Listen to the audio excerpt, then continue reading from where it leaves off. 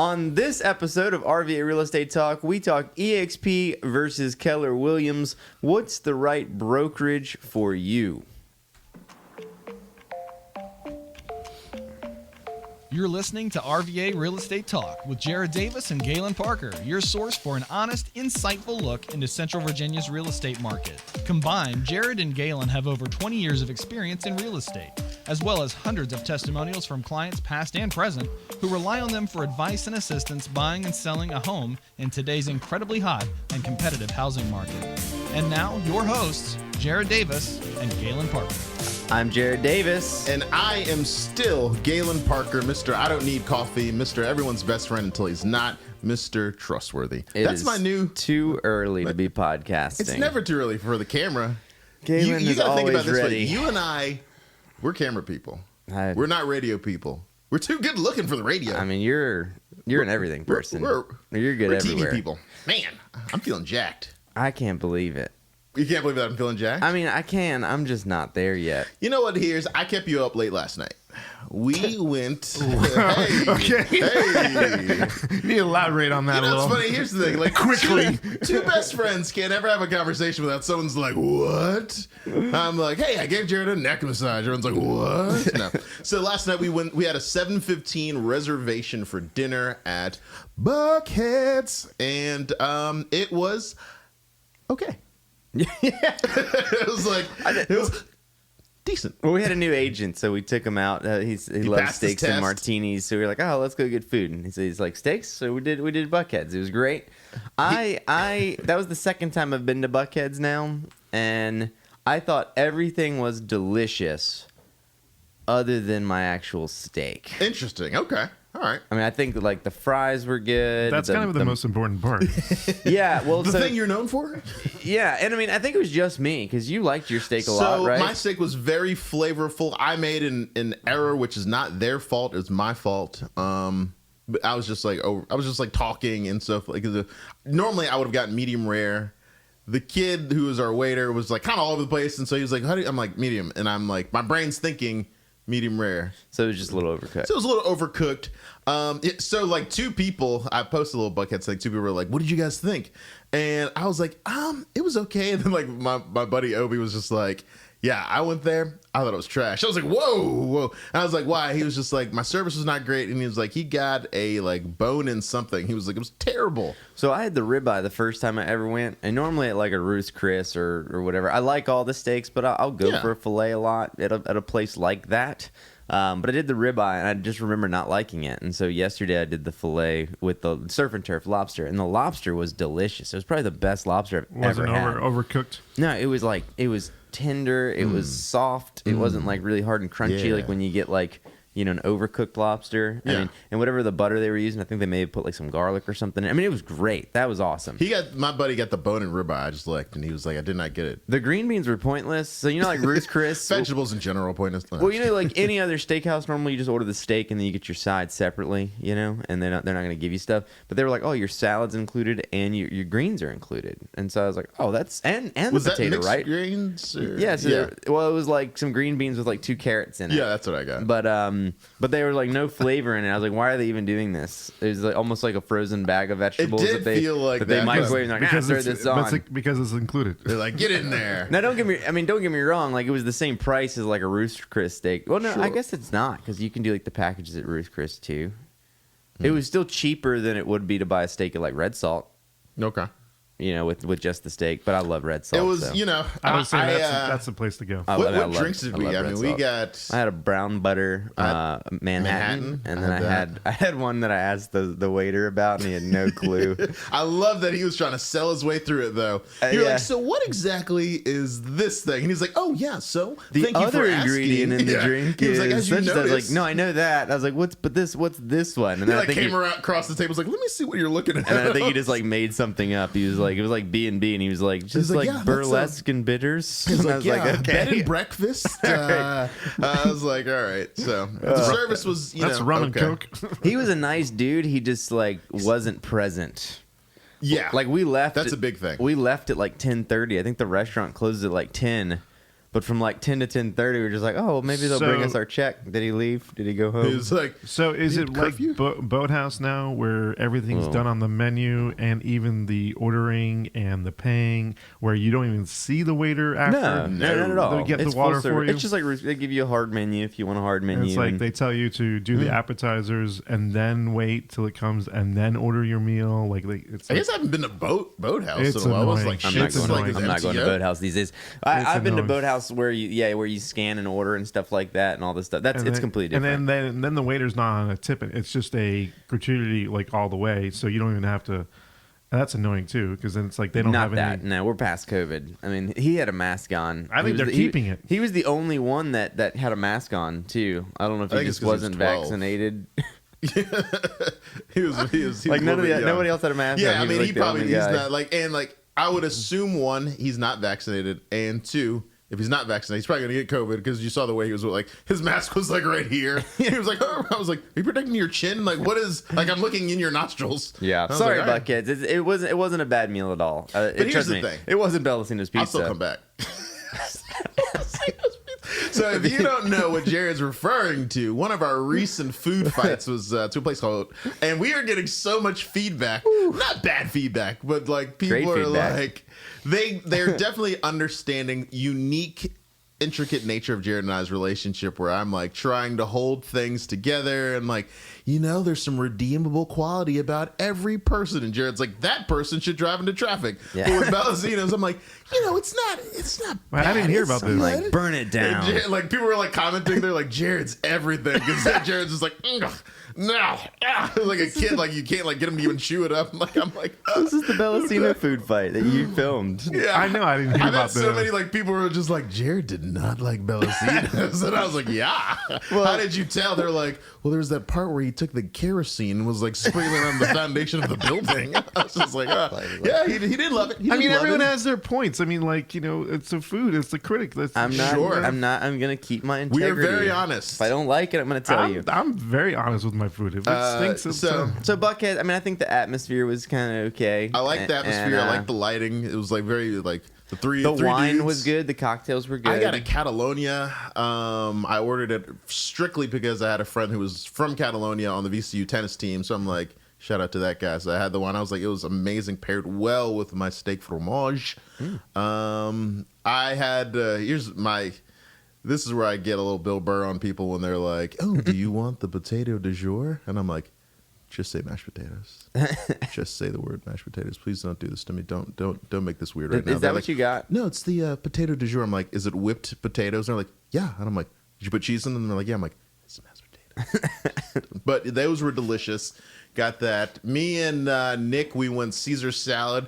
Big anchovies on the top. It was like a full they fish. were aggressive. I was like, man, I feel Nick like was like Nick. You were like cutting them up, Nick. You're like was just like, in oh the my pieces. Yeah, it was all right. No, But fun it's good. night, We got great a new agent. We He's got gonna be Nick a rock coming on star. board. You He's gonna guys be will awesome. learn more He about. listens to the podcast. That's how he found us. So maybe if you're That a is new a agent, great full circle. or you want to be an agent because you're listening to the podcast, then you can still reach out to us. We give our phone numbers out, and he just had the gumption to call us. Right? Nick cold called two dudes from YouTube. That's right. 804-536-6100. That's and my now cell. he's on the team. I know. It's awesome. I mean, we're, it doesn't get much We're at better than 23 agents now. We're growing. We're trying to get to 30 to 40 in the next 12 months or so. So, again, if you are in need of internet leads, in need of training, in need of guidance, in need of mentorship, if you're getting a Friendship. license, if you're already licensed, feel free to call us. We would love to help. We would love to help. So, I know Mike's just sitting over here not looking at his computer, and he normally cues up some insane music every time. But are we ready for the deep dive already? Where are we at Are we time-wise? there, Eddie? 13. We're We're only 13 10 minutes, minutes. man. We've been Good. rambling. I like well, it. we've been running a little bit beforehand, so. That's true, too. It took me a while to get the first cut because I was trying to wake up still. Deep So cuts. let's deep dive. Cuts. Oh. We'll edit. This is like vlog music right here. This is what you should be cutting in my vlogs. It's already been in your vlog, so Which one? I don't know.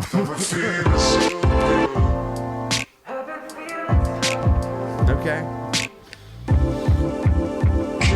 It's relaxing. All right, fade me out. Let's do this thing. It's fading. It's fading. We just have to wait. Once Mike starts the fade, you just got to wait for it to go. There it goes. All right, Galen, what's our deep dive for today? Today we are going there. We're going to talk a little bit about EXP versus Keller Williams, and we don't just mean them, but we're going to isolate those two. But in general, we're talking about traditional brokerages, virtual brokerages, pros and cons. But we're going to let those two titans duke it out in our discussion this morning. We figured the title would be really long if we did EXP versus Keller versus Remax versus Long & Foster versus Compass versus Cap Center versus Redfin. So what we hear the most of, though, seems to be from new agents, right? A lot of people lean towards like a Keller Williams model because of the training that they provide, right? And then EXP comes up because it's so virtual. People wonder, well, am I going to get any training? Am I going to get things? So we've broken this down into 3 categories mainly, Galen, Yes, right? we did. So we're going to start with training. Is that number 1? That's number 1. What's number 2? Money? Money. Okay. And Just money. Money is going to be in commissions, splits, and stuff like that. But Got people it. are generally like, money. What's like, how am I How much going should I to make? Yeah, that makes sense. All right, and then number 3. And then the last one is down the road. Or My exit strategy. yeah, What am I going to do long term? You know, am I going to be 70 years old, still showing houses, still calling agents and saying, I've been in the business for 35 years. Shoot me. When I become that agent, just shoot me. If I call you and I say, I've been doing this for 48 years, just tell me to get out of the business. No offense if you're old and you're listening to this. I'm sorry. I didn't mean to offend you. Only if you do that, then I mean to offend I said you. nothing. If you're not the old I person love that the does that. greatest generation. I would love to unlock. That's how Galen saves the day every day. Our greatest generation, we thank you for your I'm just like, community service. are y'all going to die at some point? Galen's like, that's what he means, is that you've done well in the business for the last 30 years. Longevity is Thank you something for that we passing the applaud. torch. We appreciate this Thank torch. you, Ethel. Can we just unlock Thanks, your phone? Agnes. What's Can that? we just unlock your phone and like you can hide the people's name on the realtors that have gone bad in your text messages conversations? I have multiple blocked agents, and you probably know who you are because I probably told you I was blocking you on the way out of this relationship. You're probably not listening to this. Yeah, exactly. You probably are. I think those are the ones that are like, I'm seething still over our relationship. So here's the thing. Let's go into training. When it's like your ex listening to it, right? So here's the thing. Let's go. Sorry. Oh boy, you're gonna get us both in trouble. I actually know several. All right, training. All right, so one of training the and things that support. every agent wants to know is like, am I going to receive training, support, guidance? Those are big things, and I think let's start with Keller Williams because I mean they definitely swing that flag left to right, saying we are the training pros, gurus. Come to us. We are going to get you trained. Yeah. But, Well, I think that's why we included that is kind of the comparo to EXP because I like that. with all of the new agents we talked to, so many of them, that's on their list, or maybe they came from Keller Williams or they're moving from a different brokerage and they're thinking, I didn't get enough training. I mean, we were at Remax before and we had a good first broker. He would answer questions about maybe how to write a contract or this or that. But, what I realize is most of the time the broker isn't doing but so much hands-on because they have so many agents. So they're not going to come on necessarily the appointments with you. They're not going to be going on your listing appointments. They're not necessarily even going to be handing you leads. Some brokers will, depending on the systems that they have set up. So then what kind of training will you get? And Keller Williams is notorious for having a lot of hands-on classroom training. I mean, yeah, Gary Keller, that's his big thing. I mean, he wrote The Millionaire Real Estate Agent because he was like, this is how you do it. This is the model. And so they have the KW coaching, the mapping. They've got, the mentor program and things like that, which, Yeah, I'd agree. Yeah. So then to compare then, we a lot of times hear, does EXP do anything? Because again, This is virtual. You don't have an office to go into, which we can get to in a second as we move through some of this stuff in training and support. Yeah. And that was one thing that I wasn't sure about when I came on board. I didn't necessarily need that much training because I was already in the business for 7 or 8 years. But what about for a new agent? And what I have found is that EXP actually gives more training than any other brokerage out there. I think they're doing up to 60 hours online now, virtually each week. Is it 60 hours? Yeah, it's about 60 hours a week. To me, it's almost more than what you can ingest. You can't take it in. There's no way. I mean, they do a rookie roundtable every month for brand new agents that want to sit in and see, what do I need to do as a new agent? What's going on in the brokerage that I should know? But then if you're an icon agent, which is a top producing agent, one of the things that you have to do or can do as an icon agent is sit on panels each month and each week for different icon classes. So that's another thing that people can sit in on with top producers, see what they're doing. We've got, I think Grant Cardone's even doing like the online training with EXP in some way now. They've got like modules and stuff that he's doing because he's supporting. So the training's been crucial. But what I will say is that because of the virtual nature, if you were just a solo agent, it can be very difficult to come in and just do your own thing because you don't necessarily have a broker's office to walk into. Now, you do have the virtual world, which when you use it properly, it works very well. But most agents just aren't used to it. And even if they come from another brokerage, they're used to just walking to brick and mortar, sitting down with a broker, and it doesn't really work that way. So you kind of got to change your mental as far as how do you get a hold of people, what departments do you get with. Once you get it, you get it. But as a new agent, if you were trying to figure it out, it could be very hard, but that's why I preface it with this. What I've realized in this business is that with EXP, a lot falls back on who actually sponsors you and brings you into the company. Yeah. Because for us, anybody that we're bringing into the company, the biggest thing that I've enjoyed about EXP from the training standpoint is that the brokers are there for compliance most of the time. And then outside of that, you have the agents. And at a traditional model like maybe like Keller, you can ask for help, but they're not necessarily incentivized to help you. With EXP, I've noticed that the people that brought me in, every one of them wants us to grow. So they've helped us to grow. But because I've got such a good sponsor, he's helped me to get my business to where I want it to be. And that's not a broker thing for EXP, really. It's not. But that's where the training and support comes in. Because we're going to talk about training, then you have to clarify. If you just look up EXP's website and join as a solo agent with no sponsor, you're probably going to have a difficult time. It's going to be a little bit challenging for you because it's just kind of like, where do I start? What makes sense? And there's a lot of training that I think, let's be honest with you, if you're starting out by yourself, it's like, this is not helping you.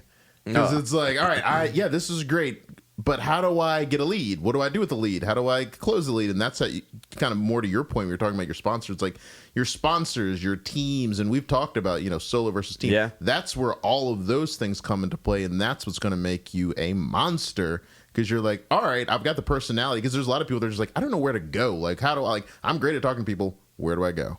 So you're thinking about what do I need to accomplish in my business? And so training is very interesting.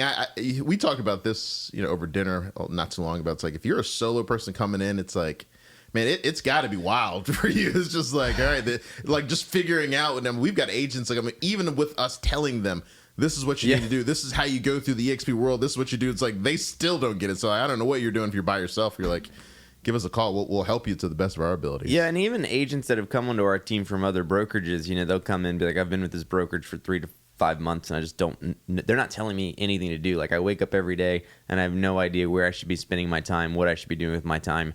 So again, if you come in solo anywhere, then you want to make sure that not only are you getting training on how to write a contract, how to do these things, but where are you going to produce? So again, I think that if you were a solo agent, you had no support, then Keller would have a leg up on training because of all the hands-on classes they do there. Sure. But if you have a good mentor, I think EXP systems are kind of second to none because you've got people that are bringing you into the business that are going to essentially baby you. If you choose the right sponsor and mentor, because some people are just like people who've been sponsored by others and they joined our team even though they were already with EXP. Yeah, we from have other teams. multiple people on our team now that were sponsored by other people but called us because they needed help. And if they come on team, that's great. We can still help them, obviously. But once they leave the team, it's like there's not but so much incentive. You know what I mean? We want to help the people that are growing with us, right?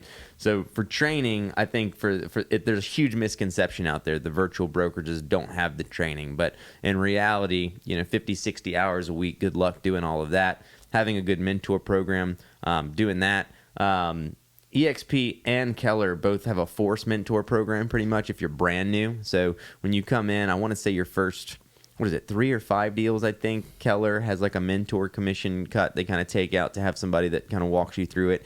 EXP does the same thing on your first 3 deals if you're not joining a team and if you're brand new. If you're not brand new, then they don't. But otherwise, you're kind of forced into a mentorship program, which makes complete sense. You know what I mean? If you don't know what you're doing, you need somebody there to kind of help. Someone to look over there and be like, all right, yeah, this looks good. Yeah, so online training, good. Mentorship, we've got, at least locally, we've got a couple like level up expert groups and things like that where we're trying within the brokerage to help each other with training classes each week as well on a local level. But we have agents that are in our downline that are in, Hawaii and Utah and Maryland and different places like that. So it's also creating a nice network as well. So, I think training, Keller, if you're solo and don't have a good mentorship, if you've got a team or a mentor or a sponsor that you think is actually going to help you on the EXP side, then I think far and above, it's actually going to be better. But if you don't, then you may want to, if you don't know anybody yet, you may want to start with the Keller on the training side. All right, so let's talk about the next one that obviously to me, it's going to make mean the most to a person. It's the money, my splits, my caps. What am I getting for my investment? Are they investing in me? Are you investing in them? What are we looking at?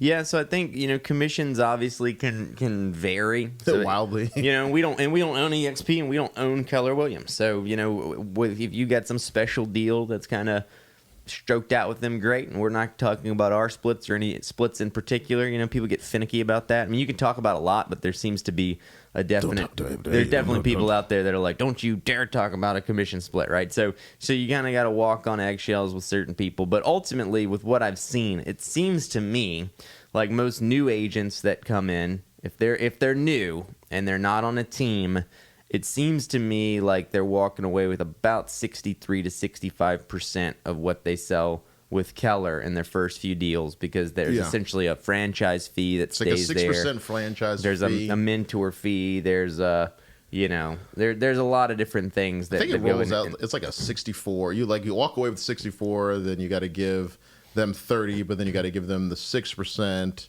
for your franchise, and then that depending on where you're at with your mentorship. The mentors may take off a little bit more essentially. Yeah, so if you graduate past the 3 deals. But I think it's still kind of sub 70 and then works its way to 70. And then I don't think it ever hypothetically fully caps, right? When you look at it, I think there's always like a something because they just, and again, this might be different. You might be different. I don't need a bunch of hate mail that says this is what I'm paying. But at the end of the day, when we look at the overall, when we talk to agents, and then obviously different franchises can probably work different deals. But at least one locally, we just saw kind of redid their deal, and now it says that they're going to charge an admin fee once they hit their splits. Mm-hmm. But what they want you to do is charge your clients the admin. That's what they recommend. And you don't have to. But otherwise, you pay for someone's it. give them out. Yeah, I think one of the things, so, and we'll talk about EXP a little bit here about like caps and stuff, but I think with Keller Williams, they've got something caps, but it's not the way others cap. Like I think that 6% franchise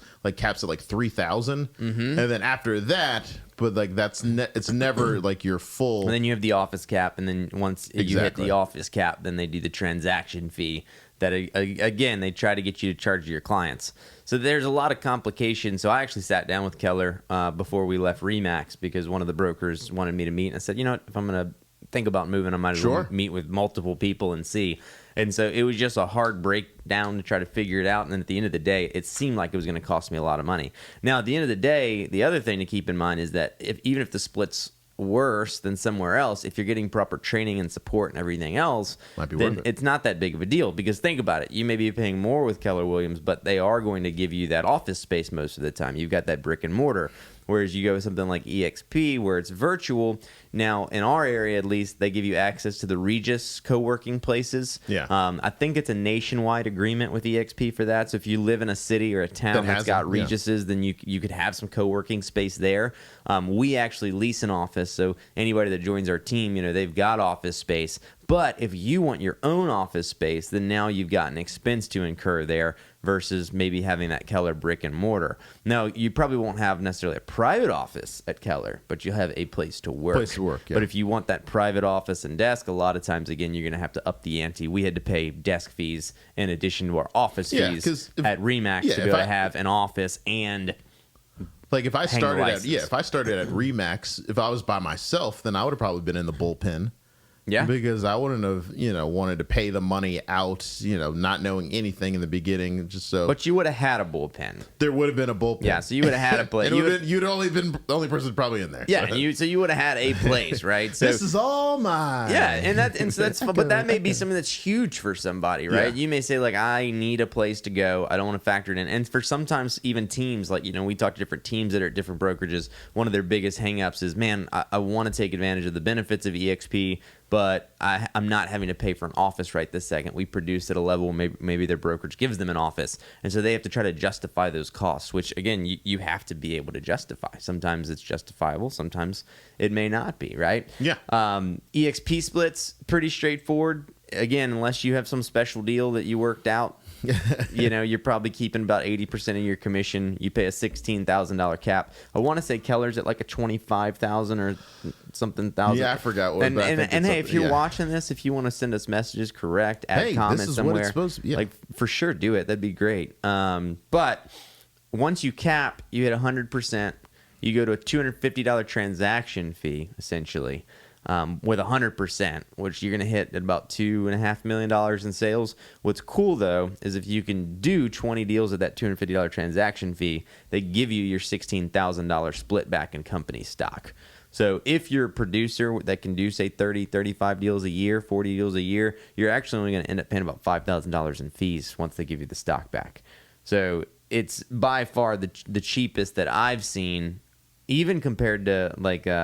I know we're saying Keller and EXP, but to throw some others in there in the ring, you got your discount brokers where they say, hey, we'll charge you a $400 flat fee, transaction fee for every transaction.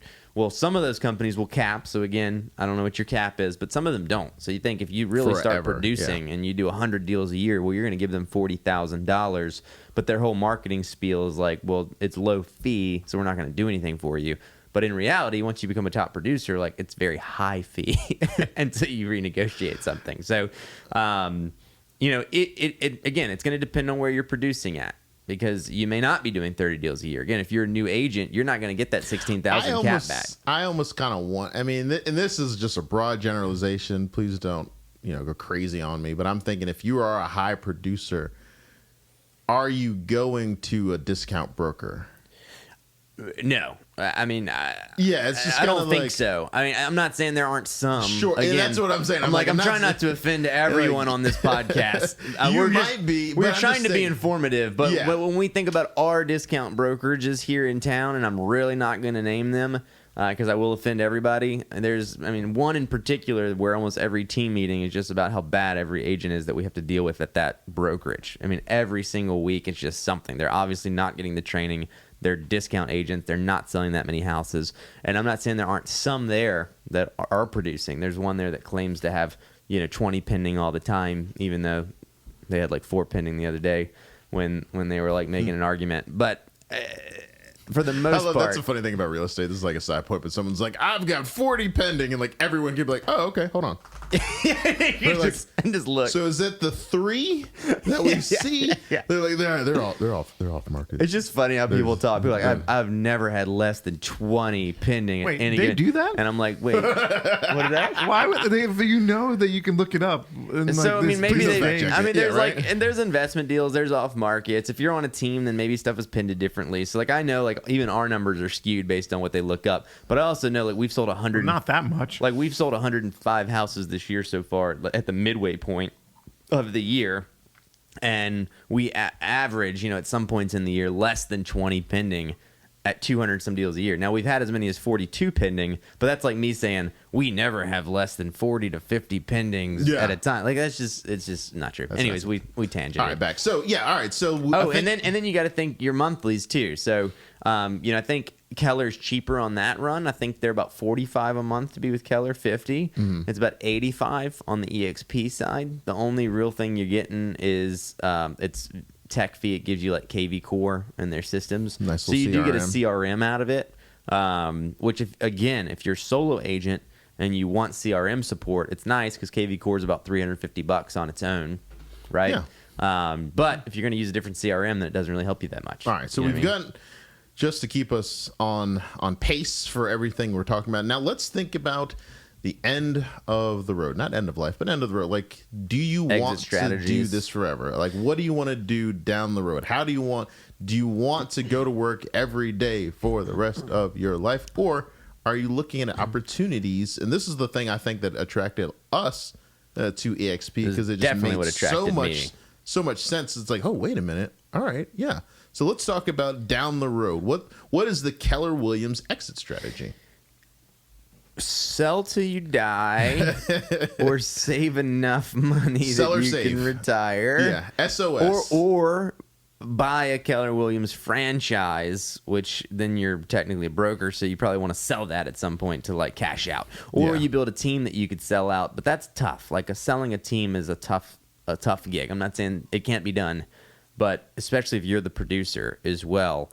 And this isn't against Keller. This is really our business, right? So if you're a new realtor, or if you're a realtor that's been in this for a while, you have already realized there is no 401k plan as a realtor, right? There is no exit strategy. There is no pension that you're going to get. You just need to sell enough that you can save until you hit Social Security, or put it into other investments and buy other investments. We own apartment buildings. We own, rental houses. We flip houses. We have other businesses running, obviously, outside of this, the podcast, food fight, things like that. Modeling, but personal security. At some point, you probably are going to want to bow out. And so you're not going to get anything at most brokerages. There's nothing against it. It's just the industry we're in.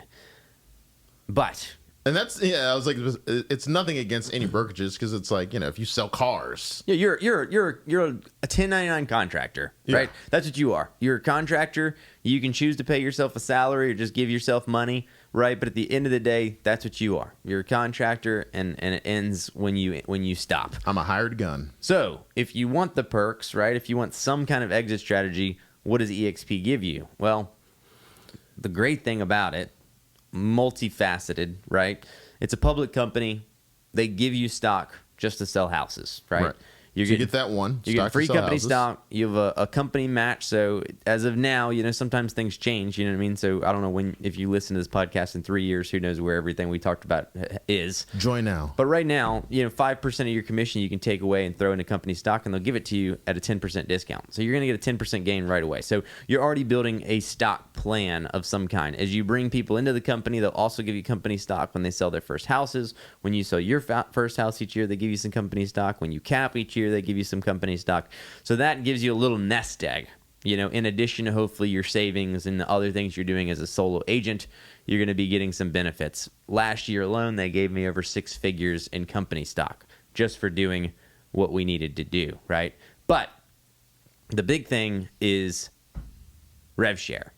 Now, you may be an agent that has no care about rev share. We typically don't try to talk heavily about that when agents come on board, because a lot of agents just want to sell houses. They don't want to try to recruit or anything like that.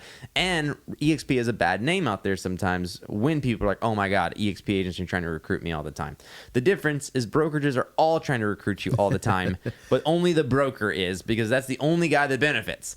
Flip side, now you get EXP agents trying to recruit because it benefits them, right? And so, it sounds like we're preaching the second coming, because it really is. It has changed the industry, right? It has made it so that agents like us can sell, do what we're doing, build businesses, help other people build businesses, and then turn that into residual revenue. Once you sell a house, you're done. You get your commission. It's finished. Walk away, You don't make anything else until that person wants to sell, or they refer you to work for somebody else.